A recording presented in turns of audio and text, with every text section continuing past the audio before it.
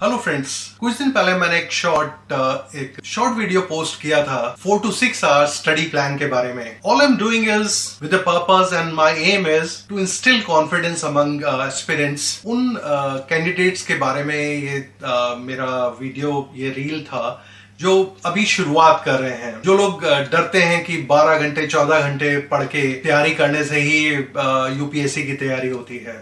और आप सब जानते हैं कि किसी भी काम को करने के लिए first step is the most difficult step. आपके लिए सबसे पहला कदम उठाना ही सबसे हार्ड डिसीजन होता है। और ऐसे में शुरुआत में तैयारी की जब शुरुआत करने की बात करते हैं और आप कहीं आपके मन में डर है तो आप एक सही शुरुआत नहीं कर रहे। लेट मी क्लैरिफाई, मैंने जो बात की थी 4 से 6 घंटे के बारे में, वो एक क्वालिटी टाइम फॉर स्टडी के बारे में बात की थी कि आप एक गुणवत्तापूर्ण समय दे रहे हैं अपनी तैयारी के लिए। And I tell you, as it happens, जब आप तैयारी करने बैठते हैं तो आपका मूड बनने में टाइम लगता है। फिर आप बीच बीच में जब गैप्स लेते हैं, कुछ डिस्ट्रैक्शंस होती हैं, तो आपका टाइम काफी निकल जाता है। तो आपको अगर क्वालिटी टाइम 4 से 6 घंटे निकालने हैं तो इसका मतलब आप सोच सकते हैं कि आपको अपनी पढ़ाई के अंदर इतना समय देना पड़ेगा जिसमें से कि आपके लिए 4 से 6 घंटे इफेक्टिवली मिल जाएं आपको। आप एक बार करके देखें, आप 4 से 6 घंटे का टाइम भी अगर निकाल पाते हैं तो आपकी शुरुआत के लिए बहुत अच्छा होगा। और ये इतना आसान नहीं होने वाला।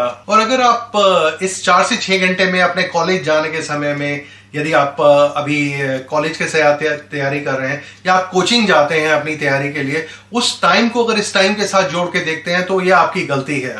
और जान लें कि ये आपके बस का खेल नहीं। जब आप पढ़ते हैं, चाहे वो स्कूल में हो कॉलेज में हो, आपने भी देखा होगा कि स्कूल कॉलेज का टाइम के अलावा आपको सेल्फ स्टडी के लिए, अपनी चीजों को तैयार करने के लिए कुछ टाइम निकालना ही पड़ता था। और वही चीज मैं बात कर रहा हूं आपसे 4 से 6 घंटे निकालने के लिए। एनीवेज, अगर आप 4 से 6 घंटे भी लेके चल रहे हैं तो मैं उस प्लान के बारे में बात करता हूं जिस तरह से आप अपना टाइम शुरुआत में डिवाइड कर सकते हैं। आप अपनी मॉर्निंग को स्टार्ट कर सकते हैं न्यूज़पेपर रीडिंग के साथ। और मैंने एक वीडियो बनाया है, उसका लिंक मैं डिस्क्रिप्शन में शेयर करूंगा, जहां पे कि आप मॉर्निंग की शुरुआत कैसे कर सकते हैं। और शायद आप सब लोग मानते भी हैं कि करंट अफेयर्स के लिए मॉर्निंग का टाइम एक ऐसा है जिसको कि आप इफेक्टिवली यूज कर सकते हैं। इसके बाद आप जनरल स्टडी सिलेबस के किसी भी कॉन्स्टिट्यूएंट को आप ले सकते हैं और इसके लिए आप 1.5 से 2 घंटे का समय रख सकते हैं अपने लिए। यह समय किसी विशेष विषय के लिए समर्पित किया जा सकता है, या उस 1.5 घंटे के टाइम में आप 2 सब्जेक्ट पढ़ना चाहते हैं।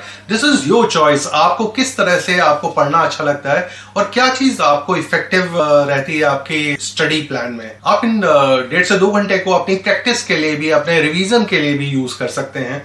This is as per your requirement. आप अपने प्लान में दिन में 1 घंटा अपने ऑप्शनल सब्जेक्ट के लिए भी रख सकते हैं जिसकी कि आपको तैयारी समय रहते करनी हो। जैसा कि इस एग्जाम का प्लान है, आप जब अपनी तैयारी प्रीलिम्स से 1 साल पहले शुरू करते हैं, लाइक अगर आप अप्रैल 2025 में शुरुआत कर रहे हैं तो आपके लिए नेक्स्ट ईयर मई 2026 में प्रीलिम्स एग्जाम है, उसको आप टारगेट करके चल रहे हैं, तो आपके लिए अब एक बड़ा सीरियस प्लानिंग का वक्त है, जहां पे कि आपको हर दिन के लिए स्पष्ट एक क्लियर प्लान आपके सामने होना चाहिए। और जैसे जैसे आपकी तैयारी का लेवल बढ़ेगा, आप एग्जाम के जितना नजदीक जाते जाएंगे, आपके समय का उपयोग बदलता जाएगा।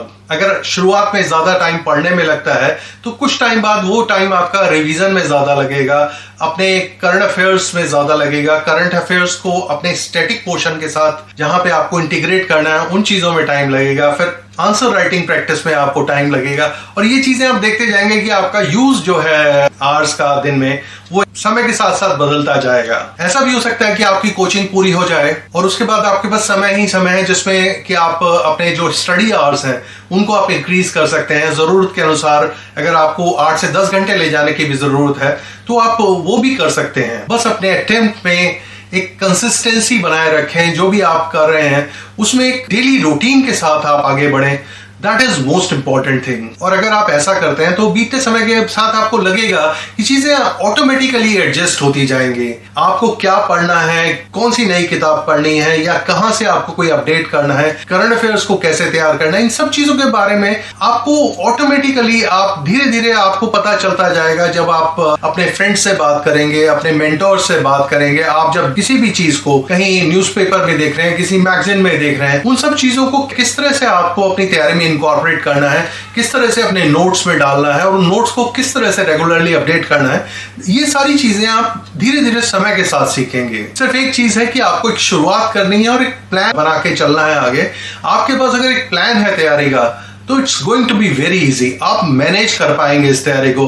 और अगर प्लान नहीं है तो उसके बिना इस इतने बड़े सिलेबस को मैनेज करना बहुत डिफिकल्ट होगा। एक बार सारे डर निकाल के तैयारी शुरू करें और अपनी तैयारी को संभालने और सही दिशा देने के लिए समझ अपने आप विकसित होती जाएगी। तो क्या सोच रहे हैं आप? अपनी तैयारी करें, अपनी ड्रीम कैरियर की तरफ अपना कदम उठाएं और सफलता की आशा के साथ तैयारी करें। आप यहाँ जीतने के लिए हैं और आप अवश्य जीतेंगे। My best wishes are with you. God bless you.